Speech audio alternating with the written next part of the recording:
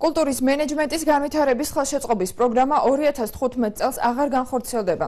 აღმოჩნდა, რომ გასული წლის ზაფხულიდან ამ დრომდე აჭარის განათლების სამინისტროს 2015 წლის ბიუჯეტში ეს პროექტი მხოლოდ ფორმალურად ჰქონდა შეტანილი და იგი იურიდიულად ძალას ბიუჯეტის პირველივე კორექტირებისას დაკარგავს.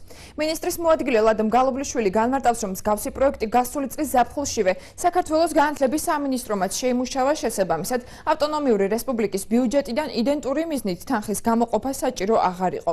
კულტურის მენეჯმენტის განვითარების ხელშეწყობის პროექტი 2015 წელს ორი ახალგაზრდის დიდ ბრიტანეთში ერთი წლით სწავლისა და ცხოვრების დაფინანსებას ითვალისწინებდა.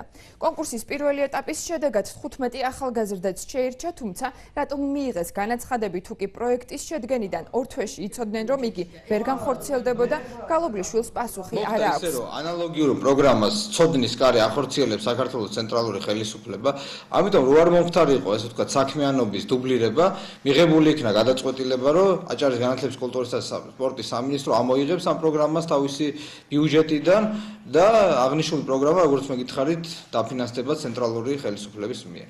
15 ადამიანი მოვიდა, ზოგადად გადალახა ეს პირველი ტური, მას რაიმე თანხები არ გადაუხდია. საერთოდ რატო გაიყვანეთ გასაუბრებაზე ეს ადამიანები, რომ იცოდით, რომ არ შედგებოდა ეს პროგრამა, არ განხორციელდებოდა?